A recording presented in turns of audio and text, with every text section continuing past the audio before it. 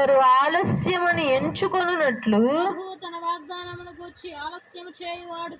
ప్రభువు తన వాగ్దానమును గూర్చి ఆలస్యము చేయువాడు కాడు గాని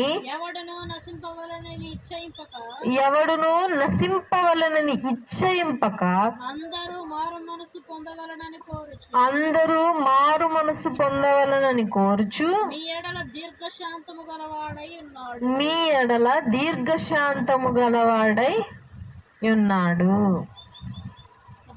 ఎక్కడ ఎవరు దారి తప్పకూడదు, ఎక్కడ ఎవరు నరకంలోనికి ప్రవేశింపకూడదు. కాబట్టి ఈయన ఏం చేస్తున్నాడు, మనం ఏం చేస్తున్నా కానీ శాంతంతో ఉంటున్నాడు. అది ఎటువంటి శాంతం? కొంచెం సేపు ఉండి మరలా రౌద్రుడయ్యే శాంతమా? దీర్ఘ శాంతం కలిగి ఉంటున్నాడంట మనం చేసే ప్రతిదీ చూస్తూ. అలాగే మళ్ళీ ఇంకో చోట